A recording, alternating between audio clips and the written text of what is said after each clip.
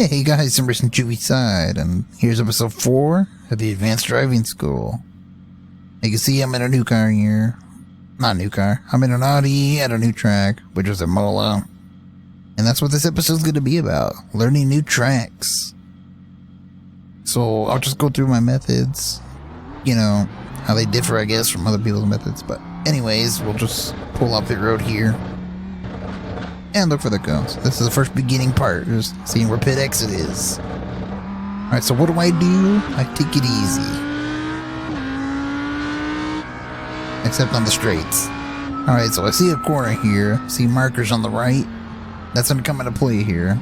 But anyway, just follow the typical proper line as you would expect, which would be something like this at a track like this.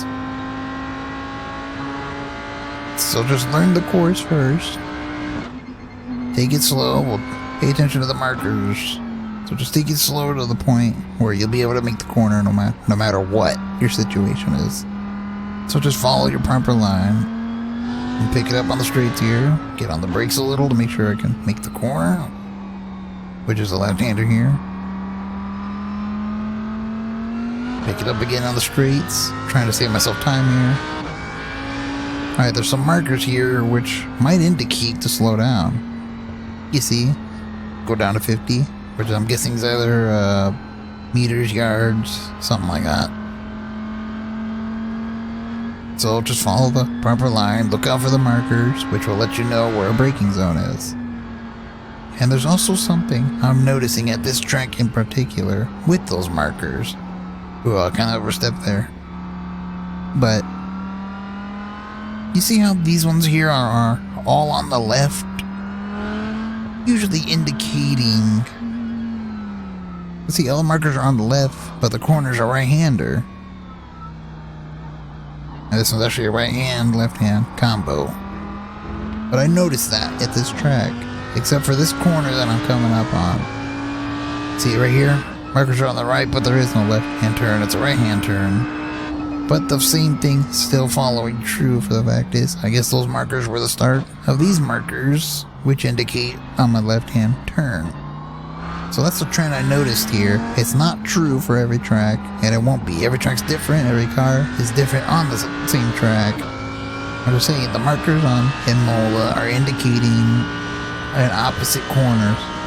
So as I said, on the right hand you'll see up here, there's right hand markers right there. I'm gonna start slowing down now. Just take it easy. And there's a left-hand corner. Actually, a left-right, but again, how fast do I know to go through these little corners here with no markers? Well, listen to your tires here on iRacing. They'll tell you how much grip you got. You think you hear them scrub just a little bit, meaning I'm near the edge. Again, here's a 50 marker, meaning a left-hand corner. Use the tire scrub to find your limit.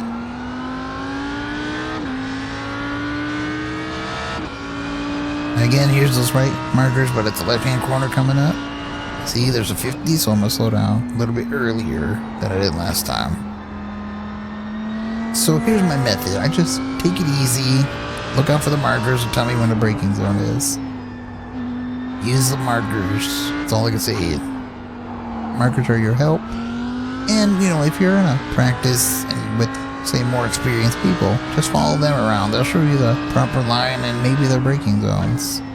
You know, obviously you'll have to adjust accordingly to your driving style. So here's what I'm going to do. The second procedure that I take, or method that I do to learn a new track, after I got the line down and where I know all the corners are,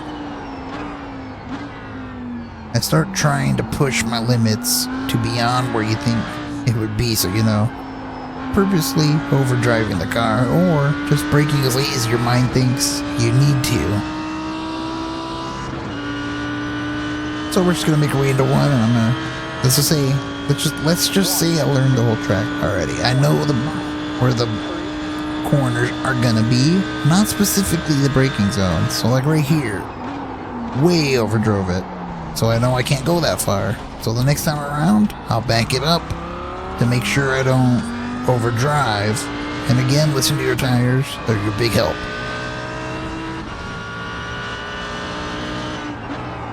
So I learned where all the corners are. Left, right deal, you know. I know what gears will take them in sometimes. Maybe. I know where the braking zones will start because of the markers. But what I don't know is how far I can push the car. How much will it take? Well, we'll find out. Like right here. See, obviously, see how much I got on the gas? Well, it was too much at that point, and it made me go off track. I wasn't able to turn, got a lot of understeer, and that was too far. So, like, same thing with here. Nah, maybe not. Oh, well, we'll go to the hairpin here. So the braking zone, I'll say 50, or past 50. Okay, slightly before 50 is what I want to do. So there's already 2 markers that I can learn off of. 2 mistakes that I can learn off of. A lot of people don't do this. Is it the most efficient way? Probably not, but for me, this is what I've always done. Learn the track first, learn where the corners are, and then learn what your car will give you. See, I almost died there. So we'll just do one more lap, just to demonstrate still. As I said, I overdrove last time, going into 1 here. So we're gonna back it up maybe a car length or 2, which I believe was right at this 200 marker. Alright, so I might have underdone it, but that's pretty much the method I use. Again, listen to your tires. Here, I don't remember what I did, so let's throw it in. Might have been too much. But here I got on the throttle too soon, and it made me push out wide. But that's it. That's my method for road racing. Now let me exit the car here. Next thing we're gonna talk about, there's my pathetic attempt at a paint there. But the next thing we're gonna talk about is oval tracks. And in some ways, they are actually harder to learn because the line will change. And I'll demonstrate this in a clip here soon, so let's go ahead and jump over to the oval side and I'll explain what changes. Because the proper line next to, the inside curbing, apexing everything is not exactly true for every oval course. And remember, I do iRacing track guides. I do those here on this channel. And I demonstrate all the real proper lines, I guess, on iRacing that you take for an oval car there. At the particular track. So remember, I have those on my channel. If you're confused, go ahead and watch those. But anyway, stick around for the next part. So I'll be back. Alright, here we are at the Michigan International Speedway for, NASCAR here. Now, let's just go ahead and get straight to the driving part here. I already mentioned that the line can change. And I'll demonstrate that here. Alright, so we'll just take it slow the first lap, alright? So, most people, the general line will be like this. You see, I'm right against the line. Alright, then you get the 4th gear. Then we jut out, basically think of it as a giant, hairpin corner. You're trying to apex it and then go out in one motion, like you see here, except for I almost died there. You can see I'm going down to the bottom. The line is the marker, because it gets flat underneath that. Again, drive it out. So right, that's the general line, right? Well, here at Michigan, it's different. So again, the whole trial and error method, I guess we'll do it like take it slow. And just drive like a regular corner, right? Well, I'll say this.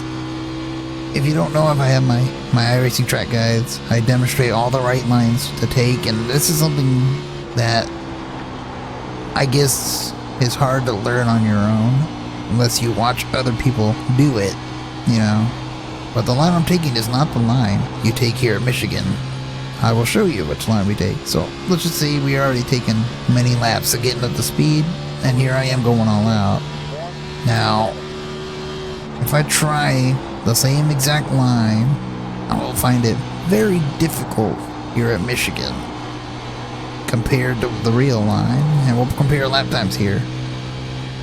You see I struggle a little bit there on exit. So we'll go here into 3, do the same thing I've always done, but just drive it to that white line. It's really difficult. The thing is here, the line is not 100% correct here on iRacing anyway, but I'll show you the proper line. And as I said, this is kind of stuff that's hard to learn by yourself unless you see someone who demonstrates the line properly, like you'll see me do here. Now the line here in Michigan is actually a whole groove up. So you see the seam here. This is the line at Michigan. You can see it changed. But I also got a much better launch off the corner. Same here with turn 3 and 4. The line is one groove up. Now that's just the way the track is. You'll see the majority, every now and then you see an oval track that's like this.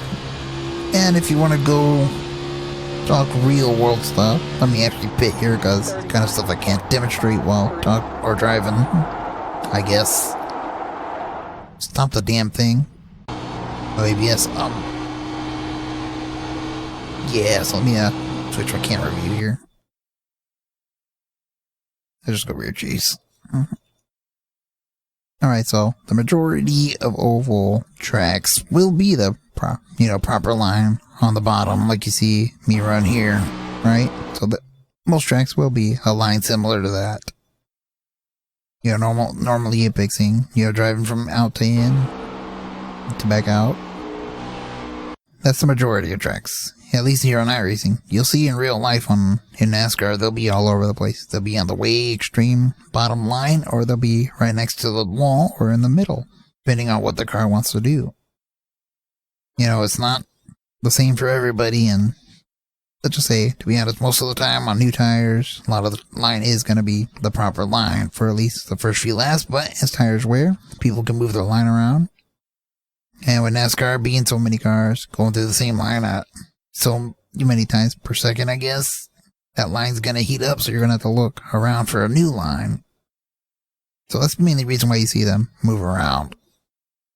I really don't know how else, to explain this, except just learn. Again, I do track guides on my channel, so go check those out if you're interested in running oval races, because I pick out all the lines that you're supposed to run. Oval side is pretty much same exact thing.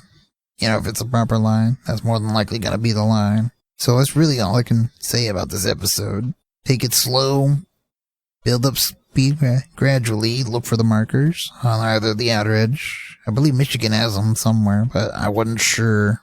Yeah, Michigan has nothing to indicate, so you're kind of on your own there.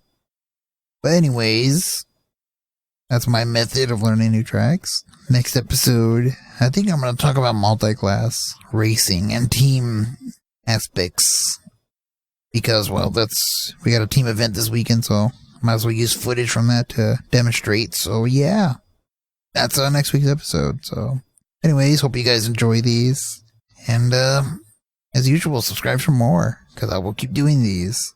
Anyways, I'm racing Chewy side. Yeah.